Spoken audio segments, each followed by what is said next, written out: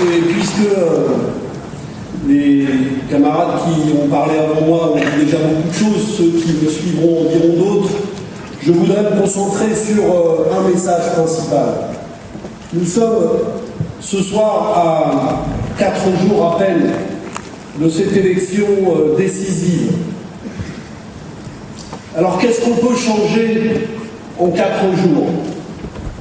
Eh bien moi j'ai envie de vous dire, contrairement à ce qu'on va nous sauriner et qu'on a déjà commencé à faire, en 4 jours on peut tout changer. Parce que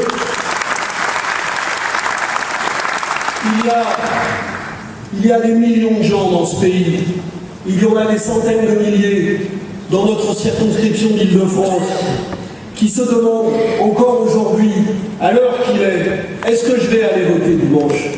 Est-ce que je vais aller voter Front de gauche ou pas? Si je suis de gauche et si je ne me reconnais ni dans cette Europe, ni dans la politique du gouvernement. Eh bien oui, des dizaines de milliers de voix peuvent être déplacées d'ici dimanche, peuvent être mobilisées et elles changeront du tout au tout le résultat. Parce qu'aujourd'hui, on nous abreuve déjà de pronostics, d'analyses. On nous invite ces derniers jours, un peu plus dans quelques matinales, en tout cas c'est mon cas, parce qu'ils ont du retard sur le temps de parole. Alors il faut un peu combler les trous pour être présentable devant le CSA au lendemain de l'élection. Mais est-ce que vous croyez qu'on nous invite pour exposer ce que nous avons à dire sur le fond de ces enjeux? Non, on nous invite pour commenter les résultats de dimanche soir, parce qu'évidemment, ils connaissent déjà les résultats. Alors on nous demande de commenter le taux d'abstention, on nous demande de commenter le score du Front National, on nous demande de commenter le faible score pronostiqué du Front de gauche. Eh bien, nous n'acceptons pas cela. Il y a une campagne électorale, il y a un débat démocratique qui est engagé, il y a des milliers de citoyens qui se posent des questions, qui aimeraient être informés. Et nous pensons qu'il est possible, oui, jusqu'à dimanche, de faire reculer, et de faire reculer de manière importante, effectivement, le danger d'abstention qui existe. Il se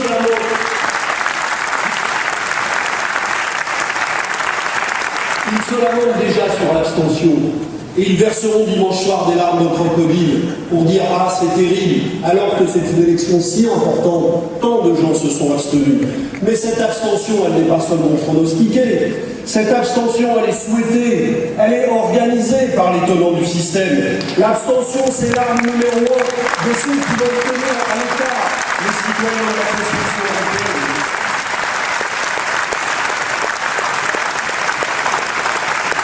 Et il faut regretter d'ailleurs, je veux le dire au passage, que devant la difficulté parfois de la tâche, certains renoncent un peu trop vite. Vous avez sûrement lu ces affiches, par exemple, dans Paris, qui disent « L'Europe se fait sans nous, le 25 mai, ce sera sans moi ». Eh bien, ce message de découragement, ce n'est pas le nôtre. Depuis quand rend-on les armes sans combattre à gauche? Nous pensons qu'il faut se mêler du débat, plus que jamais. Vous savez, sur cette question, nous le savons, ils n'ont jamais voulu de l'implication citoyenne, ils n'ont jamais voulu du débat. En 2005, le débat, nous l'avons arraché par notre bataille. Nous avons obtenu un référendum dont personne ne voulait. Et nous avons gagné ce référendum contre tous les pronostics.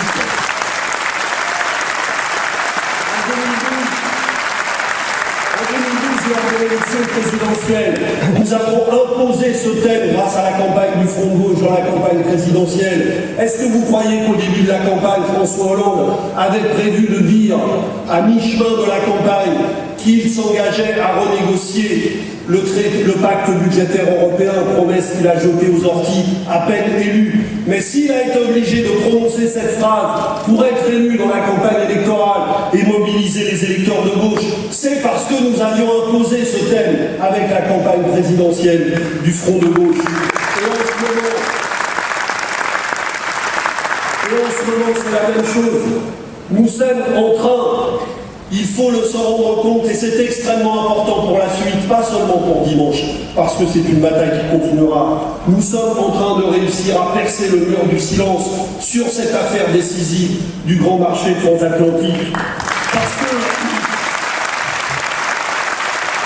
nous sommes quand même dans cette situation incroyable que non seulement ils ont tenu à l'écart les citoyens de cette affaire, qui est engagée depuis des années, comme nous le dénoncions déjà, mais ils théorisent le secret.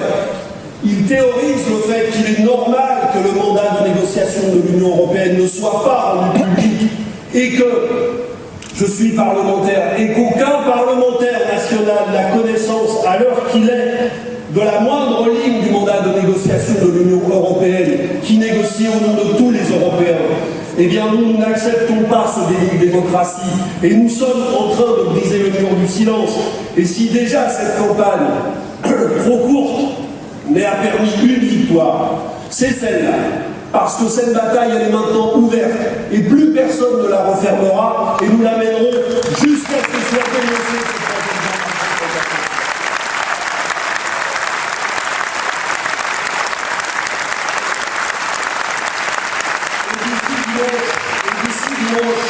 cette les électeurs auront une bonne indication pour voter, puisque demain, au Parlement, à l'initiative des parlementaires du Front de Gauche, sera soumise une proposition de résolution qui demande et la transparence du mandat et la suspension immédiate des négociations.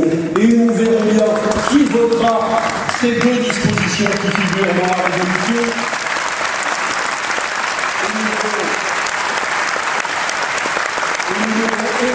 Citoyens et les électeurs à tourner leur regard vers ce qui se passera demain à l'Assemblée nationale, qui sera plein d'enseignements pour le vote de dimanche.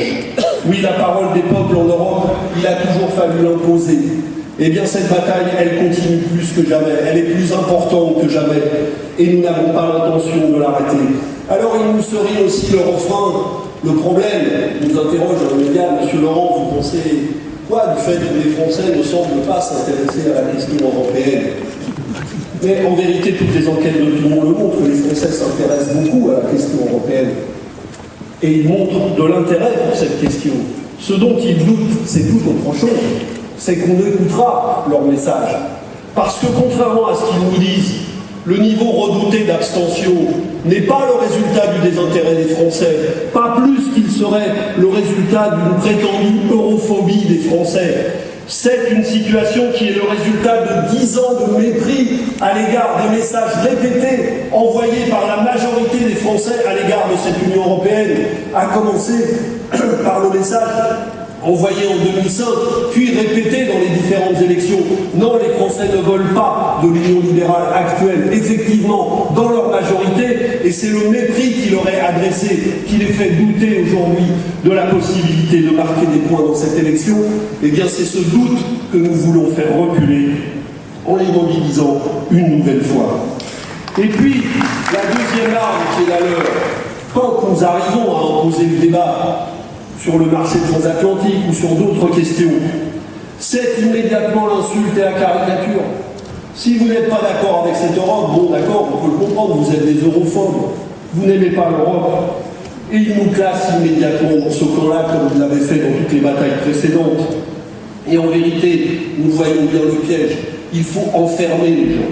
Puisqu'ils n'arrivent pas à contenir la colère populaire, puisqu'ils n'arrivent pas à contenir ce que pensent les citoyens, alors on veut les enfermer dans un jeu de but où ils soutiennent les partis dominants qui sont actifs pour défendre la mise en œuvre des traités, où ils s'abstiennent.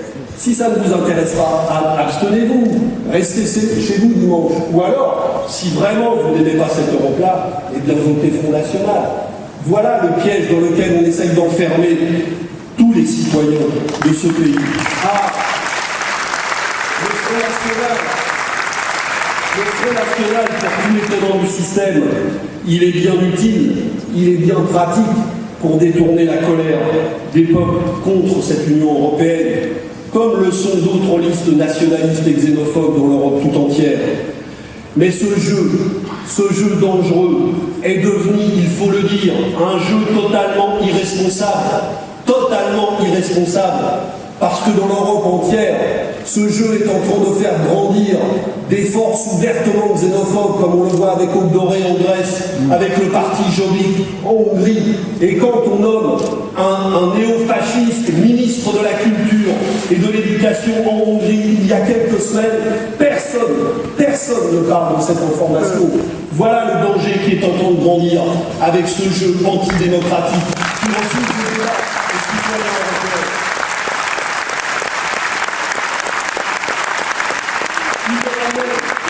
Il y a même pour nous expliquer que le danger Marine Le Pen n'est pas si grand que ça, puisqu'elle prévoit de s'allier au Parlement européen, non pas avec les futurs élus dorés s'il en avait, qui seraient trop extrémistes, mais avec des gens plus raisonnables. Le parti de Geert Wilders aux Pays-Bas, un parti ouvertement raciste. Le FPO autrichien, il faut se rappeler quand même que le FPO autrichien, quand il a arrivé au pouvoir il y a quelques années, l'Union européenne avait su tout entière protester contre cela. Eh bien aujourd'hui, il y a des bonnes âmes qui vous expliquent à la télévision que faire un groupe avec le FPO, ça n'est quand même pas tout à fait la même chose que de faire un groupe avec Ondoré en Grèce. Eh bien si, c'est le même fond, le même danger. Et nous n'acceptons pas cette banalisation d'un danger qui va être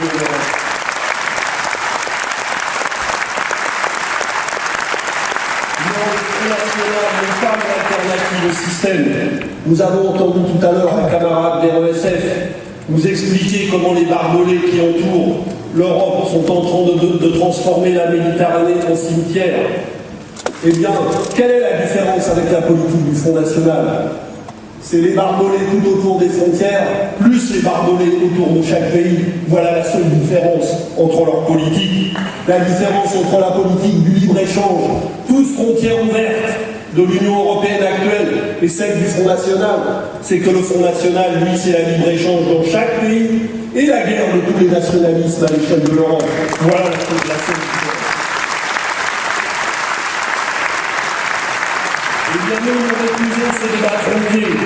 Oui, il y a une Europe de la solidarité qui est puissante en Europe, qui grandit, qui frappe à la porte partout. Et c'est à unir ces forces de la gauche européenne, ces forces sociales qui veulent une Europe de la solidarité, que nous travaillons avec le groupe de la gauche unitaire européenne, avec les forces du parti de la gauche européenne, et aujourd'hui, avec la candidature d'Alexis Tsipras à la présidence de la Commission européenne.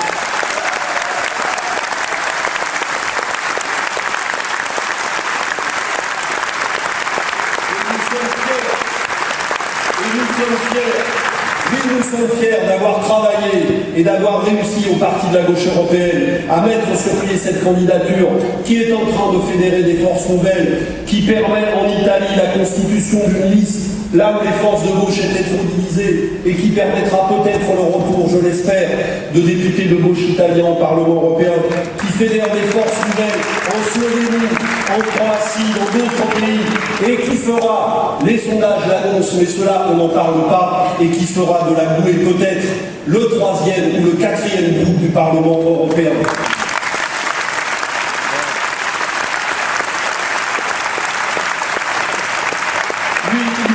Jusqu'à dimanche, que nous disions autour de nous, il y a un groupe de la gauche européenne qui va se renforcer en Europe, qui sera incontournable pour faire des majorités et qui peut changer beaucoup de choses. Oui, le Parlement européen a beaucoup de pouvoir. Aucune directive ne peut être mise en œuvre en Europe si elle n'obtient pas l'aval d'un vote du Parlement européen. Donc ce qui se passe au Parlement européen est important et nous pouvons changer la donne avec un groupe de la GUE qui deviendra un groupe important. Nous pourrons demain mener et plus efficacement la lutte contre le grand marché transatlantique qui à un moment donné ou à un autre devra passer devant le vote du Parlement européen. Nous pourrons porter l'exigence de la dissolution de la Troïka, parce qu'on nous dit, ceux qui n'ont que les traités à la bouche, il faudrait respecter les traités. Eh bien, la Troïka n'existe pas dans les traités européens. C'est une institution antidémocratique qui a été créée de toutes pièces. La Banque centrale européenne, le FMI et la Banque mondiale, et qui sert à imposer les politiques d'austérité de manière totalement antidémocratique. Et cette institution n'a aucune légitimité. Elle n'existe dans aucun traité et nous demandons la dissolution immédiate de la Troïka.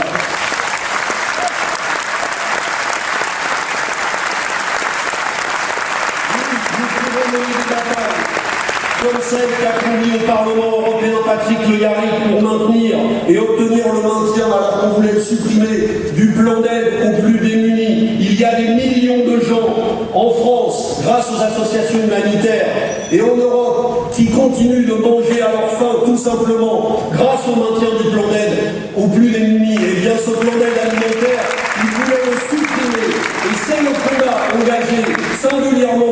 Pléa, qui est des députés du Front de Gauche et de la Gauche, qui a permis l'entrée de cette loi.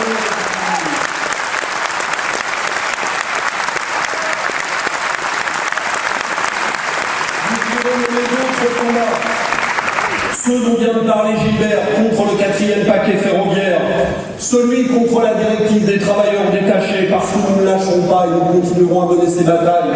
Nous aurions pu, avec un peu plus de députés de la gauche, obtenir le vote du rapport contre les discriminations à l'égard des femmes et pour l'égalité hommes-femmes en Europe, qui était présenté par notre camarade du groupe de la gauche, la députée communiste portugaise Inés Zuber. Il a manqué, pour que ce rapport soit voté, écoutez-moi bien, il a manqué 9 voix au Parlement européen. Il a été repoussé par 298 voix, alors que 289 parlementaires européens avaient voté pour ce rapport. Et qui a manqué pour faire adopter ce rapport? Les voix du Front National et malheureusement aussi quelques voix de la gauche française. Eh bien, avec un peu plus de députés de la gauche européenne, ce rapport aurait été adopté avec toute une série de recommandations pour faire progresser l'égalité salariale hommes-femmes et pour faire reculer les conséquences de l'austérité sur les femmes qui, on le sait, dans toute l'Europe, sont les premières victimes de ces politiques. Oui, avec plus de députés européens, nous pourrions amplifier le combat contre l'austérité, parce que nous le savons, le combat contre l'austérité, pour le gagner en France, il faut le faire avancer au plan européen. Nous savons tous que le rôle crucial des banques, le rôle crucial qu'elles ont joué dans le déclenchement de la crise, et qu'elles jouent aujourd'hui pour imposer des politiques de remboursement de la dette sur le dos des peuples, leur dette, et pas celle due à l'augmentation des dépenses publiques, mais qui est la dette de la crise financière. Eh bien, le rôle des banques, c'est un combat que nous devons mener au plan national et au plan européen, et c'est comme ça que nous le gagnerons, pour changer le rôle de la Banque centrale européenne et mettre ces immenses ressources monétaires au service du développement social en Europe. Et puis, nous pourrons mener le débat et le combat pour l'Europe industrielle. L'affaire Alstom en est une illustration parfaitement spectaculaire. Oui, on nous parle du décret Montebourg, mais la seule et bonne question, c'est de savoir si on va l'utiliser ou si c'est juste pour faire joli. Montebourg nous dit: je n'étais pas au courant, mais il se moque du monde. Il se moque du monde. Faut-il rappeler que l'État français connaît parfaitement la situation d'Alstom? La France, le gouvernement français est entré au capital d'Alstom en 2004 pour sauver l'entreprise. Il a redressé les comptes à coups de fonds publics et il en est sorti en 2006 pour revendre l'intégralité de ses actions, non pas à un étranger, non, à Martin Bouygues, qui possède aujourd'hui, avec le groupe Bouygues, 30% d'Alstom. Donc les actionnaires d'Alstom, nous les connaissons parfaitement. Il ne suffit pas d'être ministre, il n'y a pas besoin d'être ministre de l'Industrie pour être au courant de qui dirige l'entreprise Alstom et pour lui demander des comptes. Et le gouvernement français sait très bien ce que savent les syndicats et ce qu'ils révèlent. Bouygues s'est mis 1,5 milliard d'euros dans les poches de contribution à son propre bénéfice venant directement de la richesse créée par Alstom depuis cette entrée au capital. Bouygues espérait de la vente de General Electric 2 milliards d'euros de cash pour ses propres comptes. 1,150 milliard ont été versés en dividendes entre 2007 et 2012 aux actionnaires d'Alstom. Il y a un cash disponible dans les caisses d'Alstom de 2,3 milliards d'euros. À qui veut-on faire croire que personne n'est au courant de ça, que personne ne peut demander des comptes aux actionnaires, que l'État ne peut pas rentrer dans le capital en nous faisant rentrer toutes les grandes entreprises clientes publiques d'Alstom pour reprendre la maîtrise nationale de ce groupe? On se moque du monde. Et j'ajoute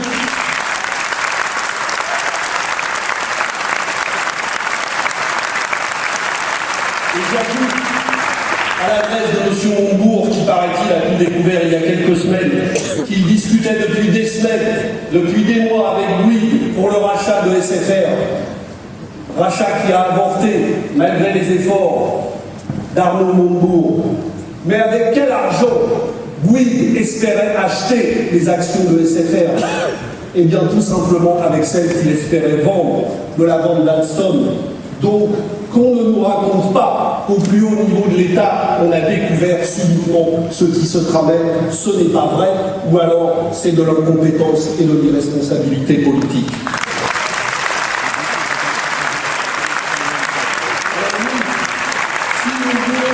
Européens qui se mêlent de ces dossiers, qui ouvrent le débat public et qui donnent du pouvoir aux citoyens. Alors oui, il faut donner de la force aux listes du Front de gauche et aux députés de la gauche européenne. Et le changement vers la gauche de l'Europe, ce n'est pas Martin Schulz, dont on ne sait d'ailleurs pas, soit dit entre nous, de qui il sera le candidat au lendemain du vote du 25 mai, puisque les grands partis européens, Parti socialiste européen, Parti populaire européen et Parti libéral, ont prévu de se réunir au lendemain du 25 mai pour éventuellement se mettre d'accord sur une seule candidature. Mais indépendamment de cela, le vrai changement, ce qui peut vraiment changer la donne dans le sens de la gauche, c'est le progrès de toute la gauche européenne, ce progrès qui est engagé grâce au travail que nous menons, qui est à portée de main et auquel en France nous devons contribuer avec le travail que nous menons autour des listes du Front de gauche. Ne ratons pas le train en France de cette gauche auquel nous avons nous-mêmes su donner espoir en 2005 et dans d'autres combats. Oui, c'est vrai que la bataille est difficile, parce que les gens sont assommés par la politique gouvernementale, et nous vous en rencontrez tous les jours, qui doutent en ce moment de la possibilité de changer à cause de cela. Oui, la campagne est trop courte, c'est vrai, à cause d'une campagne qui aura duré finalement quelques semaines pour des enjeux majeurs. Or, nous savons que nous avons besoin de temps pour développer le travail militant. Oui, la bataille est inégale, mais nous en avons mené, les camarades, des batailles inégales, et nous en avons souvent gagné. Nous avons su marquer des points, nous avons su ouvrir des chemins qui étaient utiles après. Alors, il nous reste 3, 4 jours, mais chaque geste militant va compter. Parlez autour de vous, mobilisez les plus proches, et puis le bruit va se répandre, et nous sommes capables d'envoyer, de faire circuler dans le pays, dans les 3 jours qui restent, un message de rupture et d'espoir qui saura mobiliser des électeurs qui sinon seront renvoyés à l'abstention par toute la propagande qu'ils vont entendre d'ici dimanche.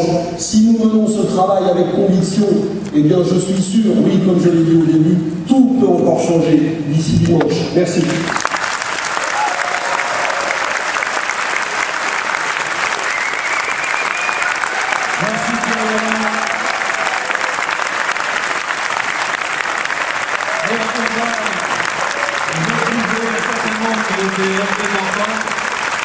Des forces qui, dans un certain nombre